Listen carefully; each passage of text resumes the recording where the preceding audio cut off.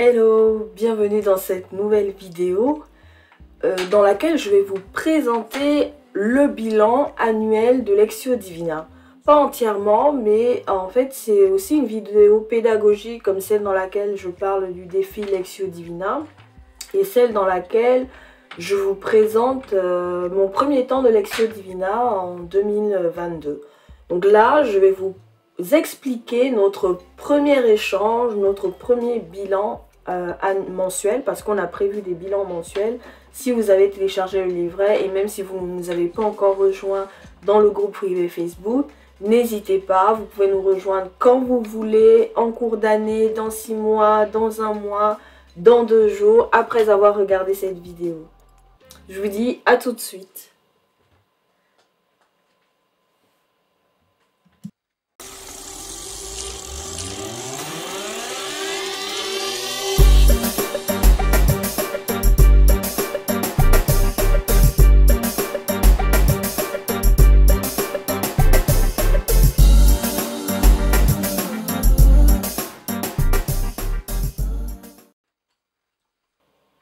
Re-bienvenue, je suis heureuse de vous retrouver pour la suite de cette vidéo. Donc là j'étais en train de terminer l'installation que j'ai commencé dans la séquence précédente.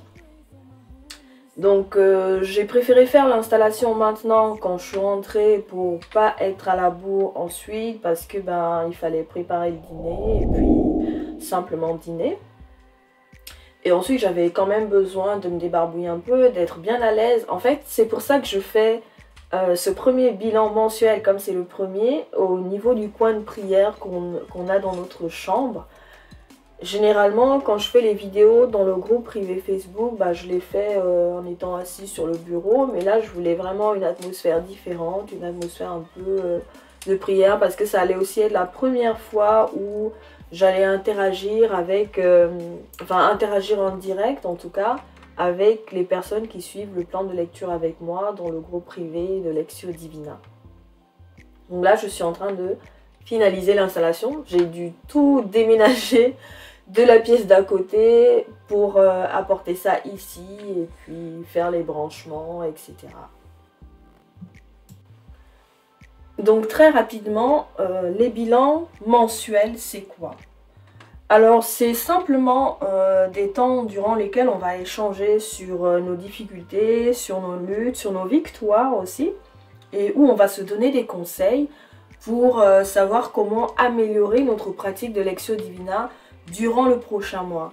Et là, comme c'est le premier bilan mensuel, donc le bilan de tout le mois de janvier, on a discuté de comment aborder le mois de février et puis on a partagé également quelles ont été nos difficultés et qu'est-ce qu'on aimerait améliorer. Donc typiquement le genre de questions qu'on va se poser, c'est comment est-ce qu'on a vécu ce mois, qu'est-ce que ça nous a apporté de pratiquer la Lectio Divina durant le mois de janvier,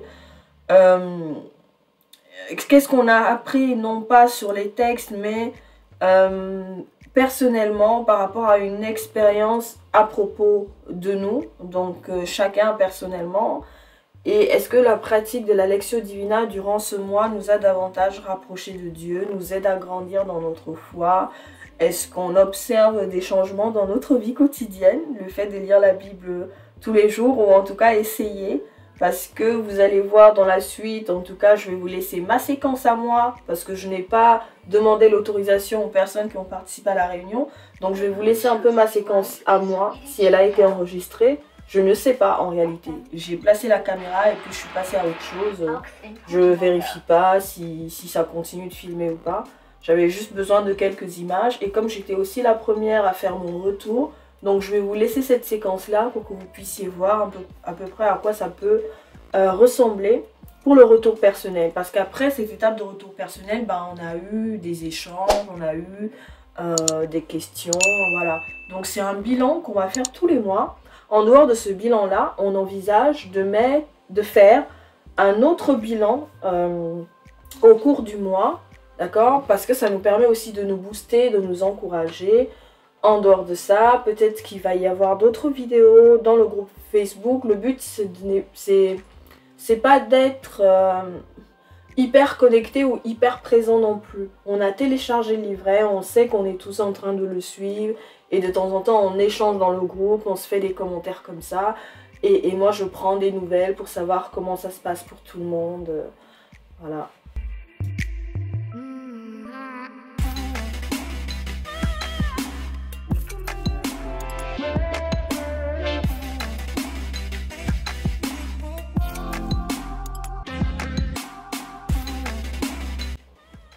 Donc je me suis installée, j'ai pris une petite couverture pour me couvrir les pieds parce que je suis très frileuse, donc j'aime bien avoir chaud. Je me suis changée, voilà, je me suis débarbouillée, je suis bien à l'aise et je suis prête. Donc là, je suis en train de me connecter pour rejoindre les personnes. Alors il faut dire que j'avais un retard d'à peu près 2 minutes parce que quand je suis arrivée, il y a quelqu'un qui attendait déjà dans la salle. Voilà, donc dans la salle virtuelle. Voilà, donc j'étais contente et puis bah on a commencé à échanger tout de suite. Voilà, on faisait connaissance, etc. Donc je vous reprends tout à l'heure parce que là en fait j'ai pas grand chose à dire. Donc on va échanger pendant un long moment. Et ensuite je vais vous laisser la séquence sur mon retour à moi. Donc ce que je vais dire hein, concrètement.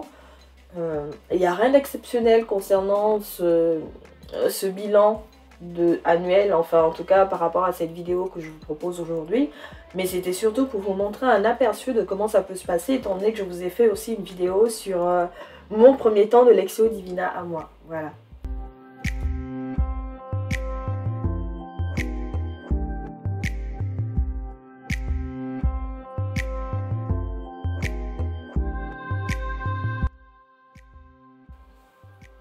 Encore une fois, comme je le disais au début de cette vidéo, vous pouvez toujours nous rejoindre pour lire la Bible ensemble, pour prendre des temps de Lectio Divina jusqu'à la fin de cette année. Et ce n'est pas grave si vous n'avez pas fait 12 mois de Lectio Divina, si vous n'avez pas lu tous les livres de la Bible, mais c'est vrai que l'argument du départ c'était effectivement de lire la Bible en un an, ce qui est toujours le cas, mais je me suis rendu compte que ça peut faire peur. Mais en fait, il ne faut pas se dire qu'il faut absolument lire la Bible en un an, en tout cas au point où on en est, mais se dire aussi que c'est un moyen de lire avec d'autres personnes ou d'essayer, je dis bien essayer, j'aime bien insister là-dessus parce qu'on n'est pas parfait et vous allez le voir, moi-même aussi j'ai eu des temps qui étaient quand même assez difficiles durant ce mois de janvier où j'ai dû sauter certains jours et ensuite j'ai essayé de les rattraper, etc. On est toujours en chemin. Personne n'est parfait. Donc c'est d'abord un défi personnel, mais un défi personnel que je n'ai pas voulu faire toute seule. J'ai voulu le partager avec d'autres. Donc si tu sens vraiment cet appel, si tu sens l'envie de lire la Bible durant cette année, d'essayer en tout cas de lire quelques livres de la Bible, rejoins-nous. Franchement, j'étais tellement contente à l'idée de faire ce bilan mensuel parce que je me suis dit, je vais pouvoir échanger avec des gens autour de la Bible. Donc c'est super, c'est des petites choses comme ça qui, moi, franchement, me rendent heureuse de pouvoir partager sur ma foi, voilà, sans filtre, avec des gens qui ont soit eux-mêmes la foi ou soit qui ont envie de découvrir le Christ, qui ont envie de connaître le Christ, voilà. Donc, franchement, n'hésite pas à nous rejoindre. Rendez-vous sur le blog, rendez-vous sur Facebook, rendez-vous sur Instagram. Et si tu ne sais pas comment faire, bah, tu peux envoyer un message privé pour que je t'intègre au groupe et que je te remette également le livret pour suivre ton plan de lecture chez toi. Et si tu as besoin d'un petit échange, on peut aussi éventuellement échanger tous les deux avant que tu n'intègres le groupe si jamais tu as des questions, si jamais tu as des craintes, si jamais tu appréhendes, n'hésite vraiment pas, vraiment pas. Il y a quelque chose au fond de toi qui te dit certainement, pardon, oh j'aimerais bien faire ça, mais tu hésites, franchement, n'hésite pas, c'est pas sorcier, il ne va rien t'arriver de mal, que pourrait-il t'arriver de pire si ce n'est de grandir dans ta foi en parcourant la parole de Dieu cette année 2022. Bon, assez blablaté, dans la séquence qui va suivre, je vais donc te laisser écouter comment j'ai fait mon bilan. Voilà, en tout cas, quand j'ai eu mon temps de parole. Oui, c'est vrai, je donne la parole, mais je dois aussi donner l'exemple. Donc j'ai mon temps de parole durant lequel je fais le bilan. Et ensuite, je laisse la parole à ceux qui veulent. C'est vrai qu'on n'était pas très nombreux, mais la Bible dit que là où 2 ou 3 sont réunis en mon nom, je suis au milieu d'eux. Donc, Amen. Merci Seigneur vraiment pour ce premier bilan mensuel qui nous a vraiment beaucoup apporté, qui nous a permis de réfléchir et d'échanger sans fil sur notre foi, sur notre pratique de la Lectio Divina et sur nos difficultés et comment on compte les surmonter ou du moins essayer de les surmonter pour vivre un meilleur mois de février et d'aller d'étape en étape d'un niveau à un autre, d'accord, d'un niveau supérieur à un autre, d'aller de gloire en gloire. Amen. Allez, je vous laisse écouter ça.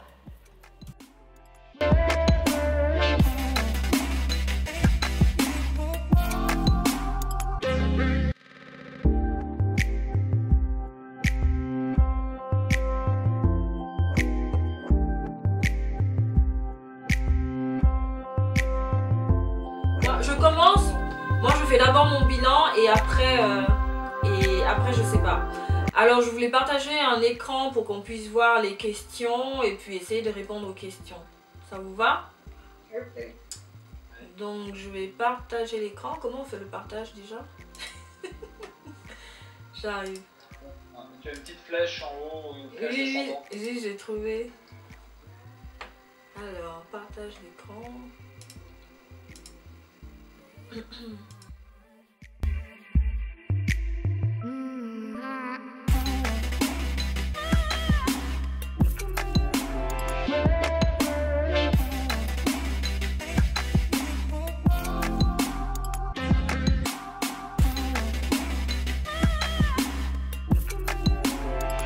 Donc, est-ce que là vous voyez l'écran? Oui, très bien. Voilà, donc la première question c'était... Bon, en fait là je voulais faire un récapitulatif, c'était juste pour dire que je m'étais trompée au niveau de l'évangile de Matthieu et que c'était bien 6 jours au lieu de 8. Voilà. Et donc comment s'est déroulé le mois de janvier? J'ai pris des notes. Faut pas me tromper. Donc pour moi, je trouve que le mois était très facile au début. Mais après, c'est devenu difficile au fur et à mesure, vu que j'étais quand même surchargée, j'avais beaucoup de mal à m'organiser par rapport au boulot et tout. Donc voilà. Et donc j'ai raté des jours que j'ai essayé de rattraper, ce qui fait que je prenais parfois 2 temps de Lectio Divina par jour. Donc ça fait 10 chapitres. Et je trouve que c'était trop lourd. Lourd dans le sens où j'avais l'impression que je ne prenais pas vraiment le temps de méditer. Donc je crois que dès la mi-janvier, c'est parti un peu en cacahuète. J'ai essayé de rattraper. Bon, après j'ai fini in extremis, mais je pense que les premiers temps au début du mois de janvier n'étaient pas identiques aux temps qui ont suivi. Voilà. Et ensuite, autre question, pourquoi est-ce que j'ai décidé de lire la Bible cette année? Bon, j'en avais déjà parlé un peu avec Benita avant que tu n'arrives. Et tu sais aussi pourquoi? C'était une idée obsédante. Le Seigneur me harcelait depuis 2 ans pour lire la Bible en 1 an. Et j'avais en fait ce plan de lecture-là, mais j'avais du mal à me lancer toute seule. Et je trouvais que c'était pas motivant de faire ça toute seule. Donc je me suis dit, cette année, pourquoi ne pas le faire avec d'autres personnes, de s'ancrer vraiment dans la parole. Et puis il y a beaucoup de gens qui disent la première année de mariage est difficile, blablabla. Et donc nous on voulait vraiment un moyen de s'ancrer vraiment à la fois dans la prière, apprendre à se connaître, à vivre ensemble, mais ne pas perdre de vue qu'il y a quand même Dieu qui est là. Parce que moi ce que j'ai remarqué, c'est qu'il y a beaucoup de gens qui se marient et dès qu'ils ont fini de se marier, en fait ils oublient Dieu. Pourtant ils ont fait des préparations au mariage et tout. Après on peut être submergé, hein. Mais le simple fait de garder la parole, c'était important. Ce qui fait qu'aujourd'hui, par exemple, en décembre, on priait encore ensemble. Et en janvier, les temps de prière ont été remplacés par la lectio. Après, on ne la fait pas ensemble, chacun prend son temps de lectio. Mais au moins, même si on a du mal à s'asseoir et prier ensemble, on s'est quand même nourri de la parole. Et puis des fois, on échange autour du repas. Enfin, voilà. Donc, troisième, C'était quoi? Qu'est-ce que la pratique de la lectio? Est-ce que la pratique de la lectio aide à rapprocher de Dieu? Je pense que oui, et je pense qu'on est tous d'accord sur ça. De vivre des situations et puis d'avoir une parole comme ça qui nous vient en tête, qui dit ah mais j'ai lu ça dernièrement, voilà, enfin de vraiment tirer des leçons par rapport à ça.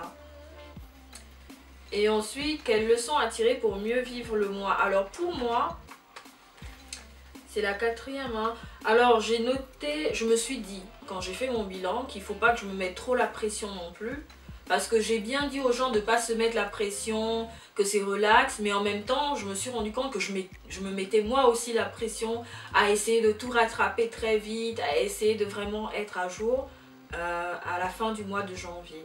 Et que il faut prendre ça comme un rendez-vous amoureux. C'est vrai que quand on a un rendez-vous amoureux, on est pressé, on change de tenue, on est stressé.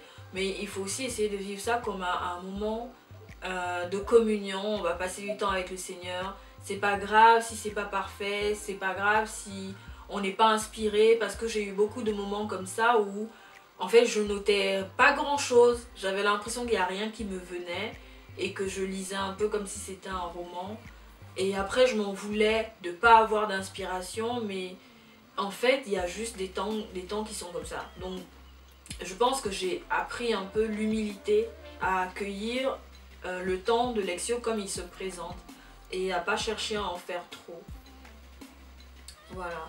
Et aussi ce que j'ai envie d'essayer de faire durant le mois de février, c'est de moins sauter les jours. C'est vrai qu'on a plus de jours off, mais essayer vraiment de moins sauter les jours. Maintenant, dernier truc, est-ce que j'ai envie de témoigner? Non, je n'ai pas de témoignage particulier, mais ça me fait vraiment plaisir de me dire que je lis la Bible et qu'il y a d'autres personnes en même temps que moi qui essayent aussi de lire, qui suivent aussi le plan, et qu'on puisse échanger là-dessus, en tout cas sur le groupe et peut-être pendant qu'on fait les temps d'échange comme aujourd'hui. Voilà. Est-ce qu'il y a quelqu'un qui veut se prêter au jeu? Donc voilà, comme tu as pu le voir, c'était mon temps de parole pour faire mon bilan.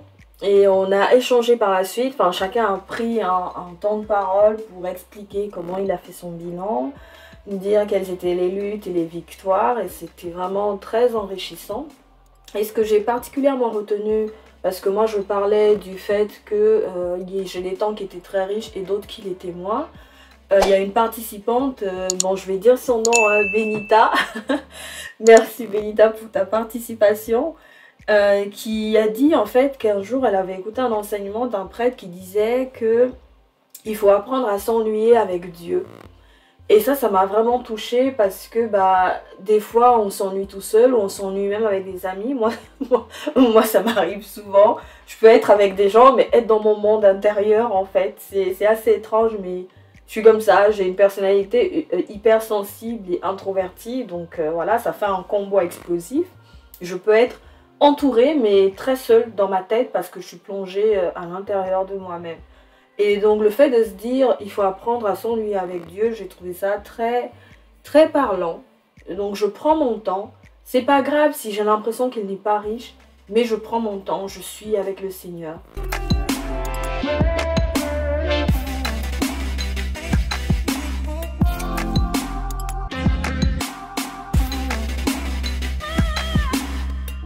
Je suis vraiment reconnaissante pour ce mois de janvier. J'ai hâte pour le mois de février, qui a déjà bien commencé. Et j'ai déjà sauté un jour. Alors on a des jours off, vous m'avez entendu dire jours off, mais c'est des jours durant lesquels en fait on n'a pas de lecture au programme. Voilà.